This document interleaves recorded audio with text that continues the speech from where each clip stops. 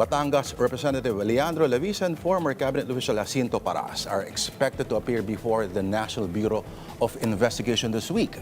This after being subpoenaed to end the agency's probe concerning an alleged plot to frame up Executive Secretary Ralph Recto. And for more on the investigation, we're joined by NBI Director Attorney Melvin Matibag. And the first question, maraming salamat, Attorney. Thank you sa oras po ninyo. Salamat din Unahin ko na po yung tanong. Totoo ba o hindi na nahuli si Bato de la Rosa? Well, as far as NBI is concerned, wala po. Hindi po namin siya nahuli. Pero sa tingin nyo, Attorney, paano po nagsimula bakit sumingaw itong usapan na ito? Hindi ko rin po alam. Nagulat na rin lang po kanina nung bumalik ako sa opisina, nandun yung mga reporters and asking.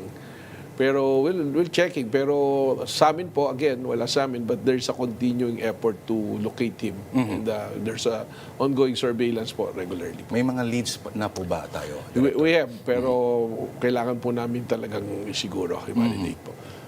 Okay. Ano ba mangyayari? Sabihin natin, kunyari, nakita nyo sa mamaya or bukas, pag naaresto po siya, diretso ho ba siya sa aeroplano, parang yung si dating Pangulo? Ang sa amin po as the law enforcement, ang amin pong mandate is to arrest and turn over them to the Department of Justice. And the Department of Justice will be the one to decide on the next thing na gagawin po. I see. Sana this time wala lang mga mangyaring habulan sa mga hagdanan o kung ano man, para may confidence. Sana po.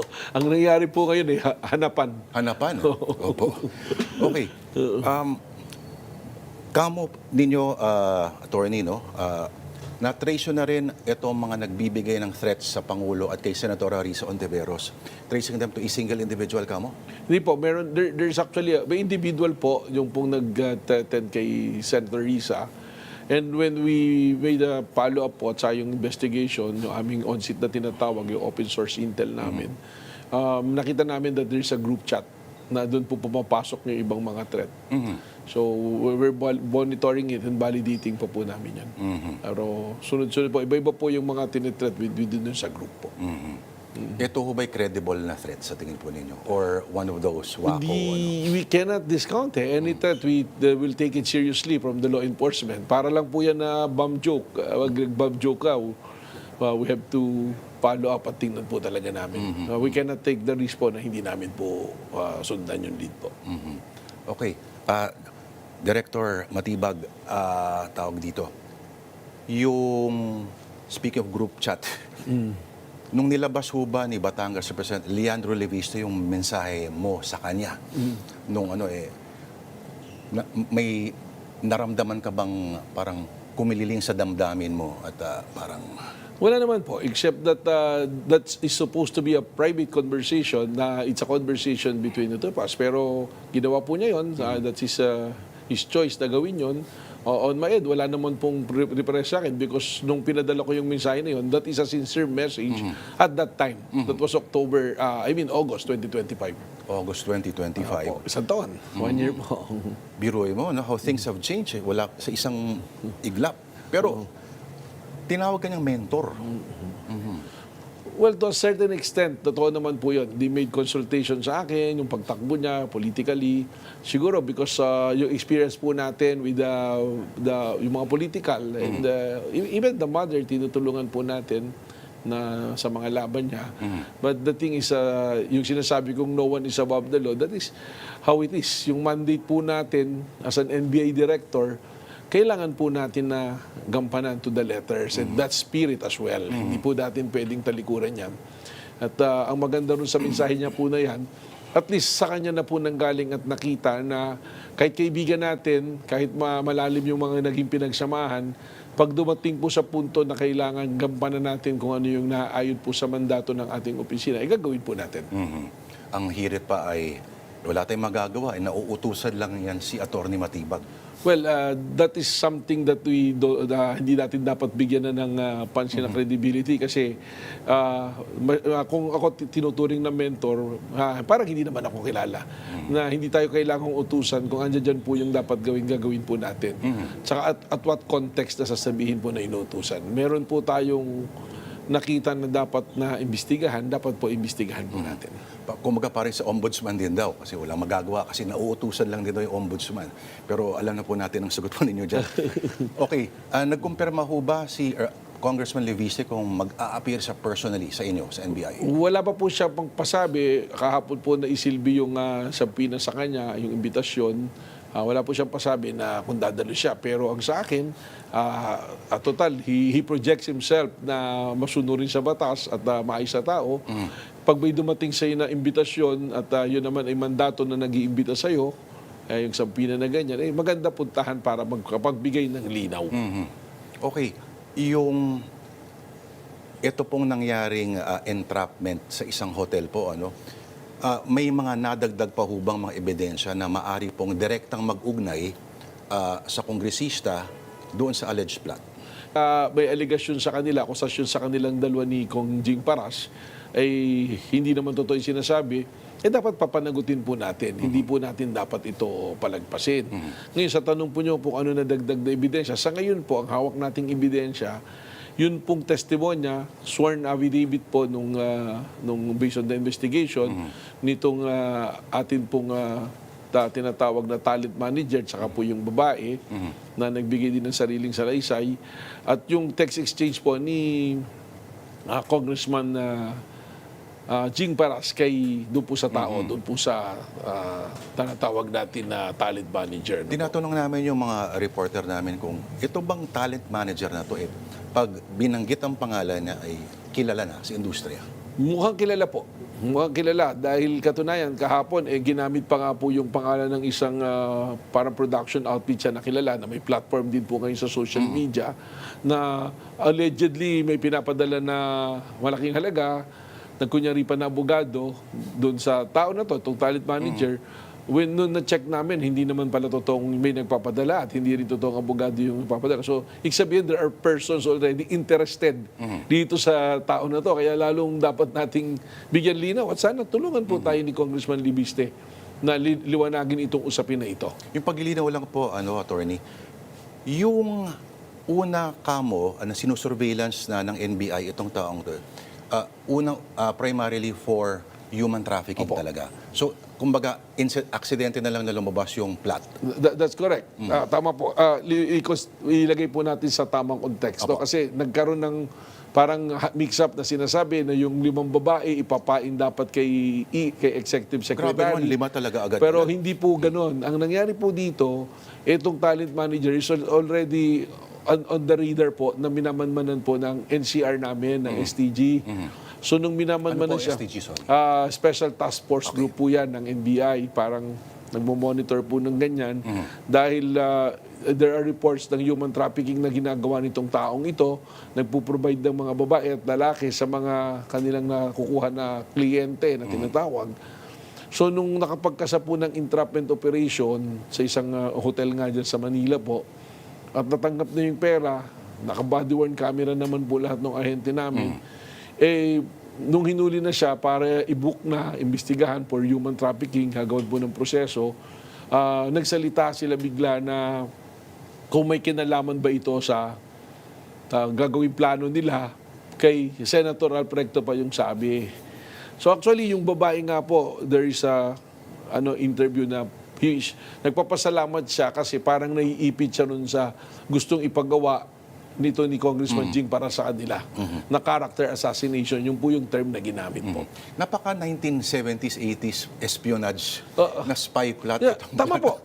1950s.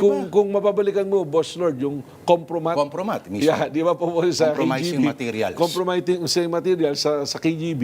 Kung saan yung isang British national, dahil bawal noon ang pagiging gay. Yes. Noong time na yon, 1950s, ito, civil rights leader tong tao na to, ginawa nila ng compromat na tinatawag. Na, ganun din po, compromising pictures, ganyan po yung ginawa nila. So, ito po yung gustong gawin dito. So, gusto natin palawakin. Kaya nga po lumulutang pa na baka may ibang mga biktima, ganun po yan. Biktimahin, gustong gawin na ganun. So yun po, kasi character assassination, gagawa ng dossier na tinatawag. Yes. Para gamitin at sirain itong taong ito. Ang blackmail. Opo. Yun po. So, kailangan talaga ng, at least kahit pa paano, si Congressman Leviste as resource Opo. Parang paglilinaw. Hindi ito Hindi po siya, interrogasyon. well, unang-una, at I will say it in your show rin po, na hindi ko sinasabi na sila ay akusado. Hindi sila po, kahit sino po dyan, even po yung nahuli na natin for human trafficking, they are presumed to be innocent until proven guilty. Ibig sabihin po, kailangan may malinanag na ebidensya na inilalatag. So lalong-lalo na po si Congressman Libiste. Kasi kaya naman siya nabanggit at siya pinapatawag dahil binanggit siya ni Congressman Jing Paras ayon po doon sa dalawang testimonya. Kay Congressman Jing Paras naman, malinaw naman na po, may dalawa na tayong testigo na nagsasabi na itong taong ito, kausap namin, at may mga kasamang abogado na pumasok ang pangalan po ni Congressman Libiste na siya ang magpipinance, magbabayad. Malaking halaga po eh. Tawag po dito.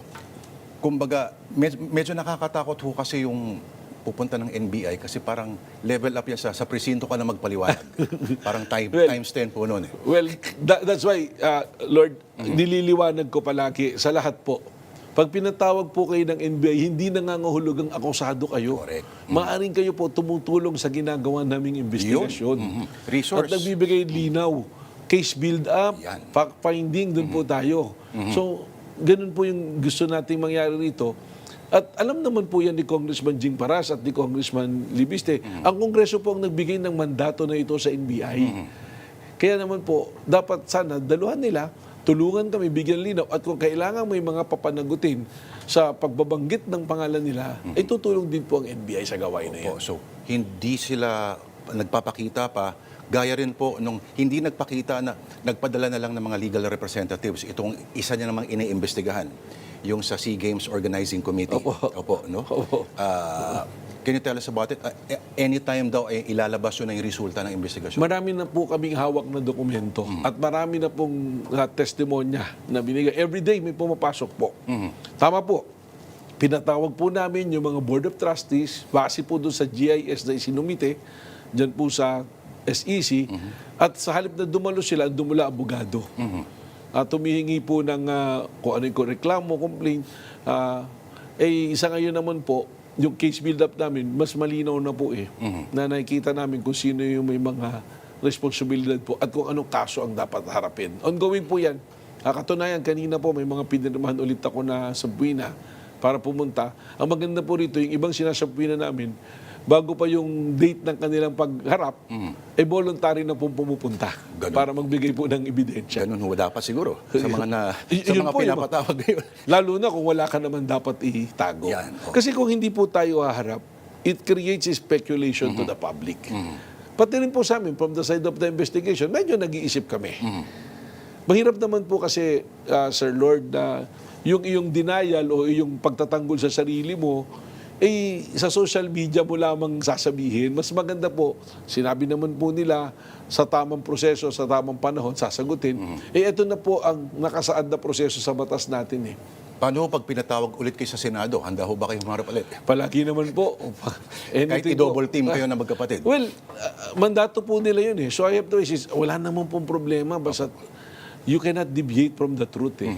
Kasi pag totoo po yung sinasabi natin sa Lord, kahit balibalik-tarin ka pa, 10 ikot ka pang iikot, babalik ka pa rin doon sa storya mo na yun. Pero pag ikaw nagtatahi ka ng storya, eventually lalabas yung tinatahi mong storya. Okay, on another note naman, yung isang vlogger no, na nag-post ng alleged property ninyo sa Amerika, no, nakapangalan daw ninyo, at pero, naku, muntik na kayo mapatrouble siguro sa misis ninyo. Sino tong pangalan na ito? Hindi ba naman ang pangalan ni misis? Okay, tinake down na at humingi ng paumanhin pero itutuloy nyo pa rin ba yung kaso? Kailangan po. Kailangan pong papanagutin natin so that it will serve a lesson personally to her. O to her. To her. O saka po doon maging halimbawa rin doon sa mga nagbablog, mag-ingat. Kasi malungkot po yung nangyari sa akin dyan. Isipin nyo po, katatapos ko lang magtestimonya, ang tingin ko po rito, that is a strategy to impeach my credibility outside of the impeachment court. Because I believe, nung pong nandun ako sa impeachment court, I think, hindi naman na-impeach yung aking credibility, hindi naman nadungisan. So nung paglabas ko, para kumbaga trauma to me, pinalalabas na ko, may property sa Amerika yan, na nung ako, hindi ko po pinapatulan kasi alam ko naman na wala. Yun nga lang, sinasabi nyo, muntik mapatrobol, baka may binili ko ng property. Nagkataon, ang pangalan po nung asawa, Ana Marie. Laman, ang asawa ko po, Maria Reni Ann Lourdes. Siguro nakita yung Ann game. So yun na, sinabi. Tapos Melvin Matibag. Yung Melvin Matibag na po, yung Birosano yung middle name niya. And that's true, pinahanap po natin yan. 2000 po siya nag-migrate sa Amerika, 2004, binili nila yung bahay on loan sa Wells Fargo. Wells Fargo pa talaga. Opo, naka-loan. Kasi doon pa lang po sa storya, 2004, hindi pa po kami makakilala ng asawa ko noon eh. Okay. 2012 po kami nag-start na magkasama. So, Hindi pa huli ang lahat para umamin kay Mrs.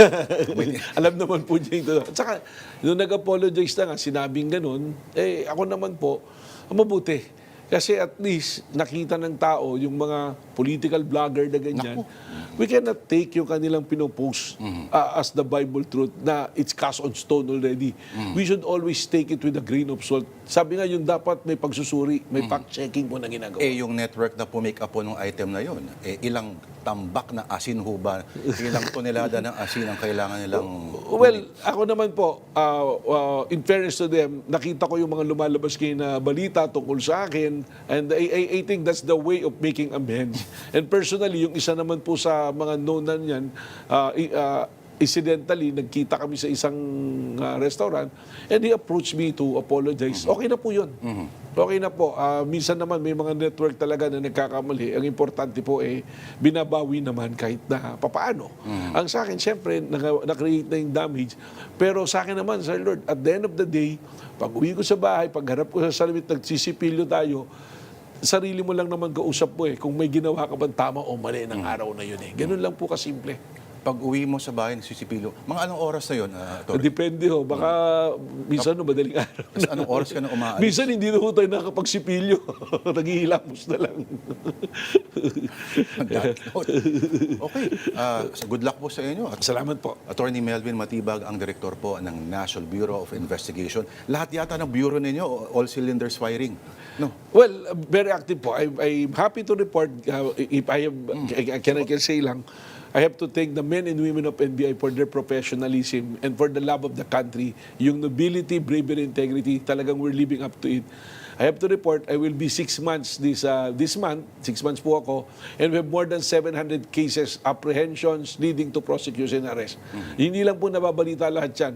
Halo-halo na po yan. Human trafficking, online sexual abuse and exploitation of children, agricultural smuggling, illegal drugs, yung pong mga warrants na siniserve namin, lahat po ng division namin in all the regions are working, and I'm very happy. 700 plus na ano po yan na aming apprehensions leading to prosecution and arrest.